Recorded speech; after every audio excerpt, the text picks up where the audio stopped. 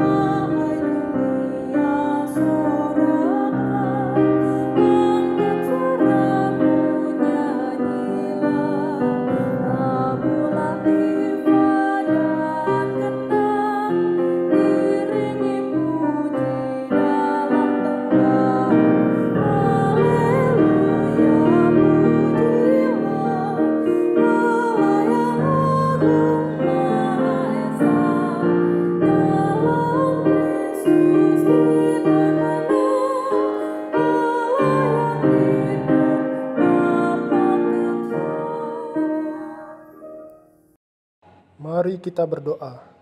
Allah Bapa, sumber penopang kehidupan kami, saat ini kami sekeluarga berkumpul bersama untuk kembali menyembah Engkau. Malam ini kami akan mendengarkan firman-Mu dan hidup kami dibaharui oleh Roh Kudus-Mu, sehingga kami mau belajar untuk berserah dan selalu siap untuk melayani bersama-Mu. Dalam nama Yesus kami berdoa. Amin.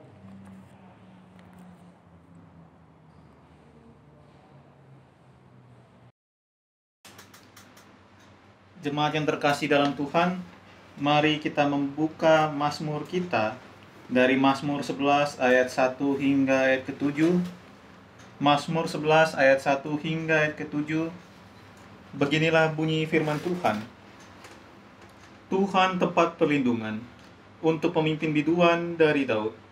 Pada Tuhan aku berlindung. Bagaimana kamu berani berkata kepadaku, terbanglah ke gunung seperti burung. Sebab lihat orang fasik melentur busurnya. Mereka memasang anak panahnya pada tali busur untuk memanah orang yang tulus hati di tempat gelap. Apabila dasar-dasar dihancurkan, Apakah yang dapat dibuat oleh orang benar itu? Tuhan ada di dalam bait-Nya yang kudus. Tuhan tahtanya di sorga, Matanya mengamat-amati. sorot matanya menguji anak-anak manusia, Tuhan menguji orang benar dan orang fasik. dan Ia membenci orang yang mencintai kekerasan. Ia menghujani orang-orang fasik dengan arang berapi dan belerang. Angin yang menghanguskan, itulah isi piala mereka. Sebab Tuhan adalah adil. Dan Ia mengasihi keadilan. Orang yang tulus akan memandang wajah-Nya.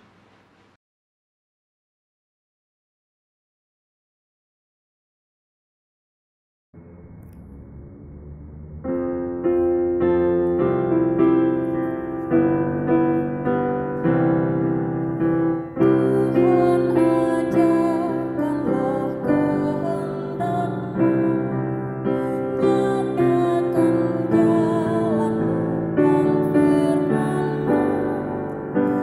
ku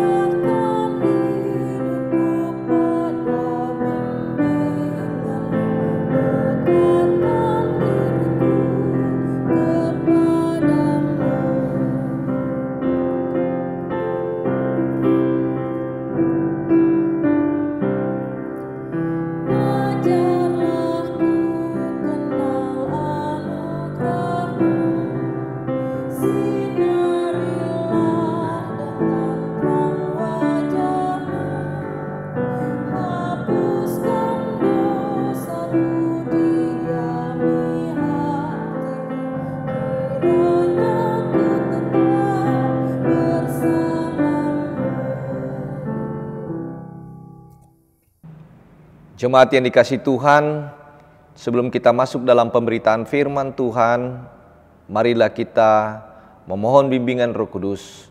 Kita berdoa.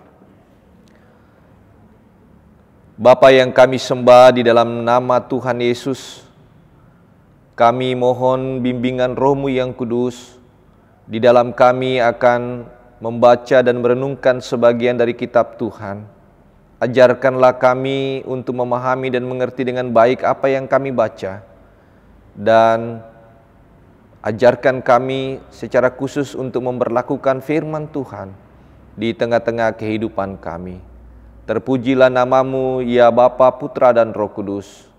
Amin. Jemaat yang terkasih, marilah kita bangkit berdiri. Bersama-sama kita akan membaca firman Tuhan yang terambil dari kitab Hakim-Hakim, pasalnya yang ke-7, ayatnya yang ke-15 hingga ayatnya yang ke-25. Hakim-Hakim, pasalnya yang ke-7, ayatnya yang ke-15 hingga ayatnya yang ke-25, berkata buat kita sekalian. Segera sesudah Gideon mendengar mimpi itu diceritakan dengan maknanya, sujudlah ia menyembah. Kemudian pulanglah ia ke perkemahan orang Israel, lalu berkata, bangunlah, sebab Tuhan telah menyerahkan perkemahan orang Midian ke dalam tanganmu. Sesudah itu dibaginyalah ke 300 orang itu dalam 3 pasukan ke tangan mereka. Semuanya diberikannya sangkakala dan buyung kosong dengan sulu di dalam buyung itu. Dan berkatalah ia kepada mereka, perhatikanlah aku dan lakukanlah seperti yang kulakukan. Maka apabila aku sampai ke ujung perkemahan itu, haruslah kamu lakukan seperti yang kulakukan. Apabila aku dan semua orang yang bersama dengan aku meniup sangkakala, maka haruslah kamu juga meniup sangkakala sekeliling seluruh perkemahan itu dan berseru, demi Tuhan dan demi Gideon. Lalu Gideon dan ke-100 orang yang bersama-sama dengan dia sampai ke ujung perkemahan itu pada waktu permulaan giliran jaga tengah malam, ketika penjaga-penjaga baru saja ditempatkan, lalu mereka meniup sangkakala sambil memecahkan buyung-buyung di tangan mereka. Demikianlah ketiga pasukan itu bersama-sama meniup sangkakala dan memecahkan buyung dengan memegang obor di tangan kirinya dan sangkakala di tangan kanannya untuk ditiup, serta berseru, pedang demi Tuhan dan demi Gideon. Sementara itu tinggallah mereka berdiri masing-masing di tempatnya sekeliling perkemahan itu, tetapi seluruh tentara musuh menjadi kacau balau, berteriak-teriak dan melarikan diri. Sedang ke-300 orang itu meniup sangkakala, maka di perkemahan itu Tuhan membuat pedang yang seorang diarahkan kepada yang lain. Lalu larilah tentara itu sampai ke Betsita, ke arah Zerera, sampai ke pinggir Abdel Mehola, dekat Tabat. Kemudian dikerahkanlah orang-orang Israel dari suku Naftali dan dari suku Aser dan dari segenap suku Manase. Lalu mereka mengejar orang Midian itu. Gideon menyuruh juga orang ke seluruh pegunungan Efraim dengan pesan, turunlah menghadap orang Midian dan dudukilah segala batang air sampai ke Bet-bara dan juga sungai Yordan. Maka semua orang Efraim dikerahkan. Lalu mereka menduduki segala batang air sampai ke Bet-bara, juga sungai Yordan. Mereka berhasil menawan 2 raja Midian, yakni Oreb dan Zib. Oreb dibunuh di gunung batu Oreb, dan Zib dibunuh dalam tempat pemerasan anggur Zib. Mereka mengejar orang Midian itu. Lalu mereka membawa kepala Oreb dan kepala Zib kepada Gideon di seberang sungai Yordan. Demikianlah pembacaan Alkitab. Yang disebut berbahagia adalah mereka yang mendengar dan melakukan firman Tuhan di tengah-tengah kehidupannya. Terpujilah Kristus. Haleluya.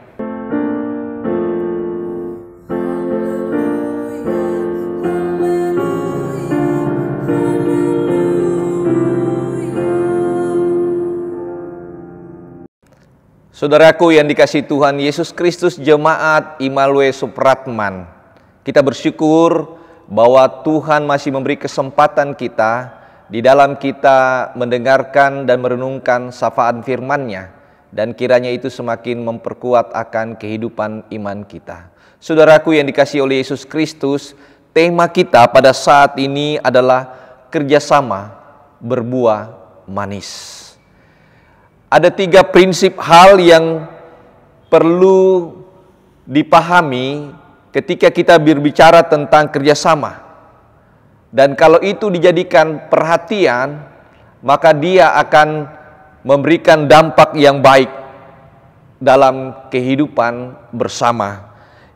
Yang pertama adalah ketika kita berbicara tentang prinsip teamwork atau kerjasama, yang diperhatikan adalah harus mempunyai sasaran dan tujuan yang jelas, tujuan yang tepat. Nah, dalam teks bacaan kita digambarkan bahwa Gideon dan umat Tuhan pada masa itu, umat Israel, memiliki tujuan yang sama, memiliki sasaran yang sama. Apa itu? Sasaran dan tujuannya adalah bagaimana mereka dan mampu mengalahkan orang Midian sebagai musuh orang Israel pada masa itu. Kalau kita perhatikan dalam ayatnya bacaan kita dikatakan bahwa adapun orang Midian dan orang Amalek dan semua orang dari sebelah timur itu bergelimpangan di lembah itu seperti belalang banyaknya, dan unta mereka tidak terhitung seperti pasir di tepi laut banyaknya. Ayat 12 ini menggambarkan itulah yang menjadi musuh mereka. Itulah yang menjadi sasaran dan tujuan mereka, bagaimana Gideon bersama-sama dengan umat Tuhan atau pasukannya mampu mengalahkan orang Midian tersebut. Prinsip yang kedua adalah adanya saling ketergantungan antara yang memimpin dan dipimpin. Saudaraku yang dikasihi oleh Tuhan Yesus Kristus, dalam bacaan kita, kalau kita perhatikan baik-baik, kita akan menjumpai bagaimana ada ketergantungan antara Gideon dan pasukannya. Kalau saudara perhatikan dengan seksama, dalam ayatnya yang ke-16 dikatakan demikian. Sesudah itu dibaginya lah ke 300 orang itu dalam 3 pasukan. Dan ke tangan mereka semuanya diberikannya sangkakala dan buyung kosong dengan sulu di dalam buyung itu. Nah, dalam ayatnya yang ke-16 itu menandakan bahwa Gideon sangat menggantungkan hidupnya, kepemimpinannya kepada para pasukannya. Begitu juga para pasukannya menggantungkan strategi bagaimana Gideon memastikan adanya kemenangan dalam menghadapi orang Midian yang sangat banyak itu. Kalau kita perhatikan dalam ayatnya yang ke-12 sebagai musuh utama umat Tuhan pada masa itu. Kemudian strategi yang ketiga atau prinsip yang ketiga ketika kita membangun teamwork atau kerjasama, yaitu komitmen untuk bekerja sama. Dalam ayatnya yang ke-19 dan ayatnya yang ke-20 sangat jelas bagaimana Gideon dan pasukannya memperlihatkan adanya komitmen bekerja sama. Dalam ayatnya ke-19 disampaikan bahwa lalu Gideon dan ke-100 orang yang bersama-sama dengan dia sampai ke ujung perkemahan itu pada waktu permulaan giliran jaga tengah malam. Ketika penjaga baru saja ditempatkan, lalu mereka meniup sangkakala sambil memecahkan buyung yang ada di tangan mereka.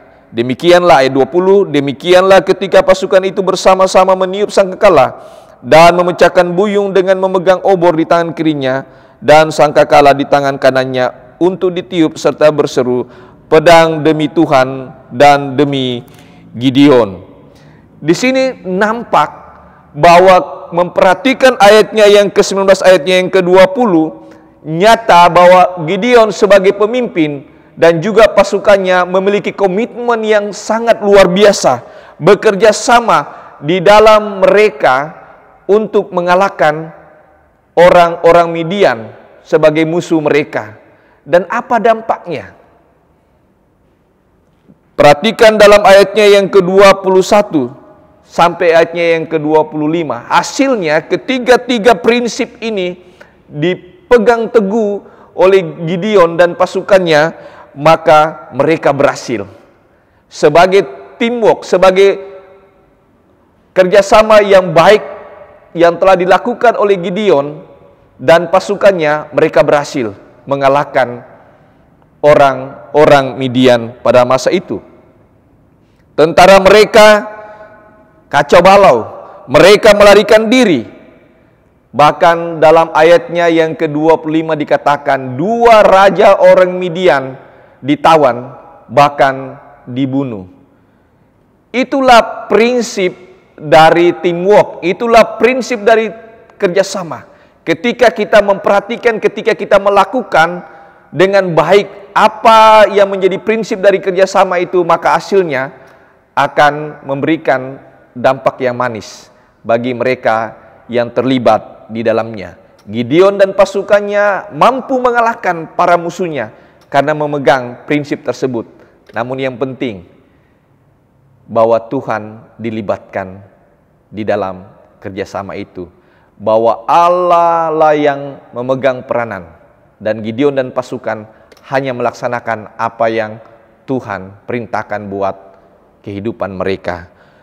Saudaraku yang dikasihi oleh Yesus Kristus, kalau kita bicara tentang teamwork, kita bicara tentang kerjasama, sebenarnya itu juga yang menjadi pola yang dilakukan oleh Yesus dalam kehidupan berpelayanan pada masa itu.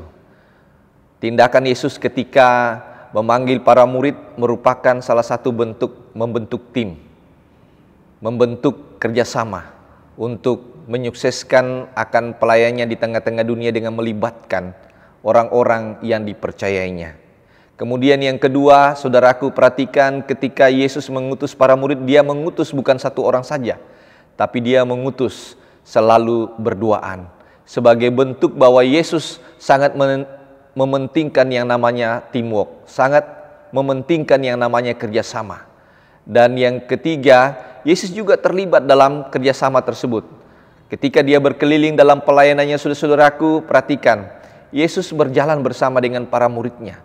Selain hendak mengajarkan tentang metode pelayanan, juga sekaligus Yesus hendak mengajarkan pentingnya kerjasama di dalam melayani Tuhan. Pentingnya di dalam menyampaikan misi Kristus di tengah-tengah dunia ini dengan melibatkan satu sama yang lain. Apa yang dibutuhkan di dalam teamwork? Yang dibutuhkan adalah kerendahan hati. Yang dibutuhkan adalah mau saling tolong-menolong. Yang dibutuhkan adalah saling ketergantungan satu sama lain. Jauhkan bahwa kita yang lebih hebat daripada yang lain, tetapi kita tanamkan dalam diri kita bahwa ketika kita satu sama lain bergandengan tangan, disitulah kunci kesuksesan kita. Saudaraku yang dikasihi oleh Tuhan Yesus Kristus, saya teringat apa yang pernah disampaikan oleh hamba Tuhan, dikatakan bahwa ada 3 moto dalam teamwork. Ada 3 moto di dalam kerjasama. Yang pertama adalah dia katakan, kumpul bersama barulah awal. Yang kedua, tetap bersama merupakan kemajuan. Dan yang ketiga, bekerja sama adalah kesuksesan. Gideon telah melakukan kerjasama bersama dengan pasukannya, bersama dengan umat Israel, sehingga ia memenangkan peperangan. Yesus melibatkan para murid sehingga pelayanan keselamatan sampai ke seluruh dunia, dan itu kita boleh rasakan. Kita bisa menjadikan Yesus sebagai Tuhan dan Juru Selamat kita oleh karena tim yang dibentuk oleh Yesus, para muridnya. Tapi ada satu hal yang saya mau tambahkan, Bapak Ibu Saudara-saudara, bahwa sehebat apapun teamwork yang dibentuk, moto apapun yang disampaikan, prinsip apapun yang diperkatakan dalam teamwork, tanpa melibatkan Tuhan, tanpa minta petunjuk Tuhan, mengikuti perintah Tuhan, maka semuanya akan sia-sia. Diperlukan semua dari moto, semua dari prinsip dari kerjasama itu adalah Tuhan dilibatkan di tengah-tengah kerjasama itu. Maka ketika Tuhan dilibatkan, ketika Tuhan sebagai penuntun pembimbing kita, maka semuanya akan berbuah manis dalam kehidupan kita. Terpujilah nama Tuhan, kini selama-lamanya. Amin.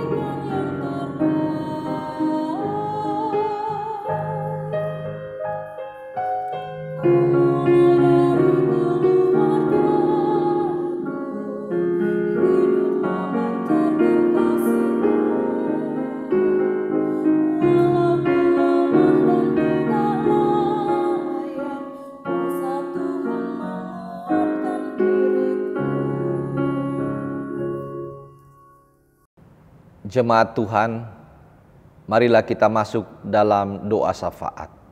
Kita berdoa. Ya Tuhan Yesus, biarlah kami sebagai orang percaya di tengah-tengah kehidupan apapun yang kami jalani. Ajarkan kami untuk selalu bekerja sama dengan penuh kerendahan hati, saling bergandengan tangan khususnya di dalam melayani Tuhan di tempat ini.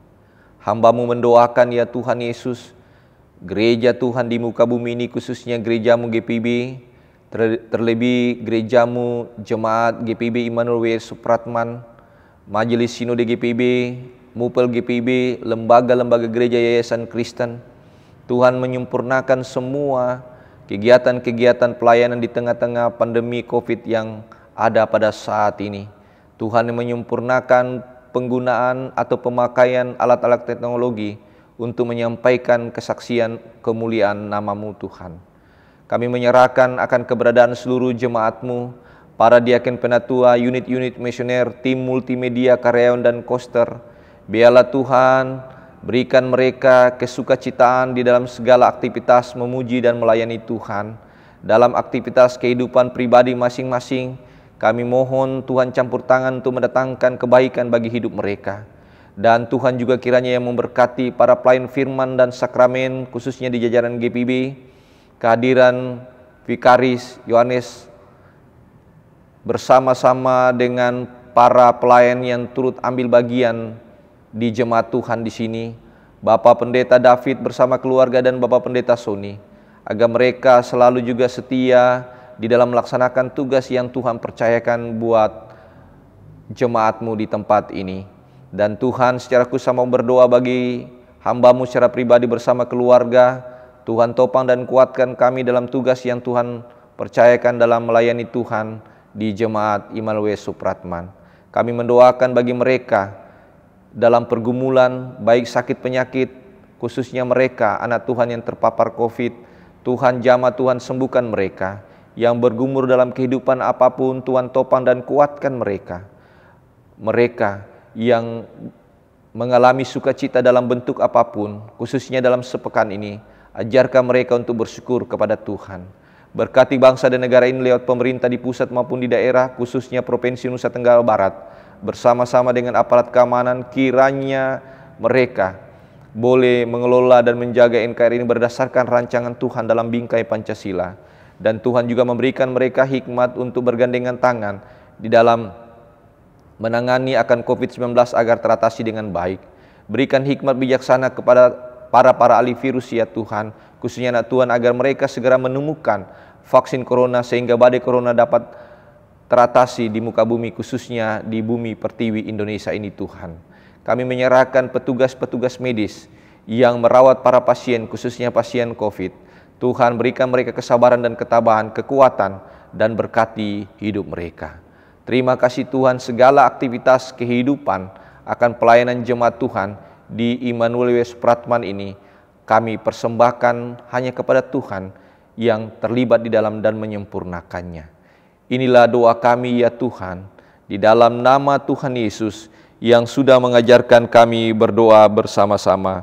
Bapa kami yang di sorga, dikuduskanlah nama-Mu, datanglah kerajaan-Mu, jadilah kehendak-Mu di bumi seperti di sorga. Berikanlah kami pada hari ini makanan kami yang secukupnya, dan ampunilah kami akan kesalahan kami, seperti kami juga mengampuni orang yang bersalah kepada kami. Dan janganlah Engkau membawa kami ke dalam pencobaan, tetapi lepaskanlah kami daripada yang jahat.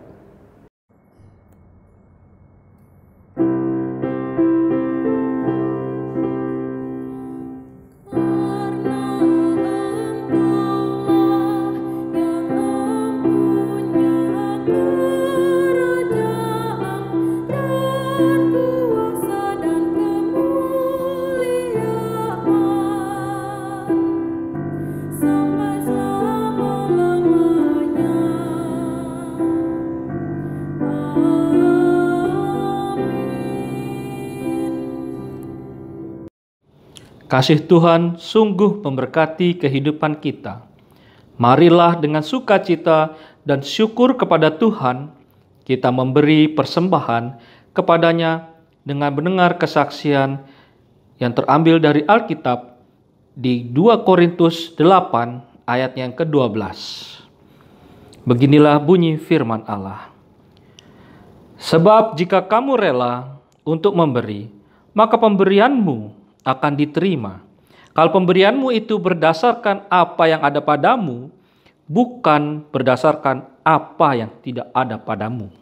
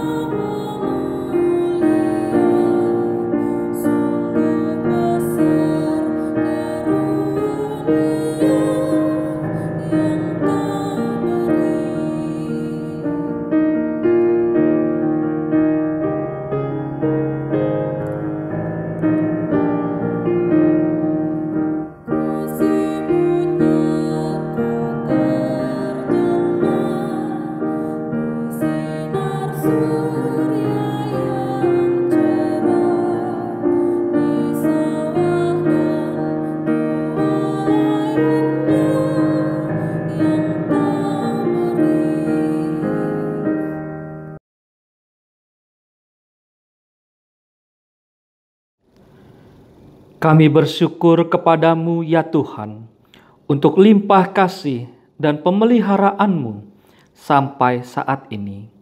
Bahkan kami bersyukur untuk setiap anugerah dan berkat-Mu bagi kami semua. Berkati dan kuduskan persembahan yang kami bawakan ini menjadi berkat dalam karya kasih dan kesaksian bagi sesama, bahkan untuk memuliakan nama-Mu di dunia. Amin.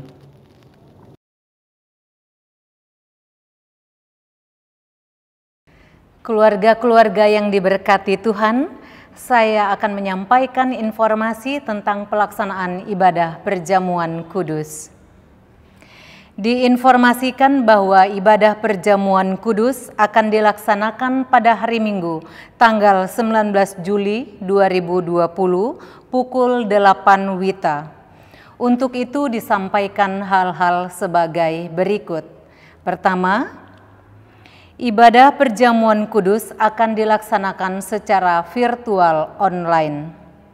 2. Berdasarkan surat dari Majelis Sinode GPIB tanggal 27 Maret 2020 perihal penjelasan dan kebijakan Majelis Sinode GPIB, maka diharapkan agar masing-masing keluarga menyiapkan roti dan anggur atau dapat diganti dengan semua jenis roti dan panganan tradisional dan minuman seperti sirup, air putih, teh, serta minuman tradisional lainnya. 3. Setiap warga sidi jemaat yang mengambil bagian dalam perjamuan kudus agar menyiapkan persembahan syukur dalam amplop dan diserahkan ke gereja sekaligus dengan persembahan ibadah minggu. Sekian, Tuhan memberkati. Jemaat Tuhan, marilah berdiri. Dengarkanlah amanat pengutusan yang mengatakan buat kita teruslah berjalan dengan berpengharapan. Tuhan terus memimpin dan beserta dengan kita dalam kuasa dan pertolongannya.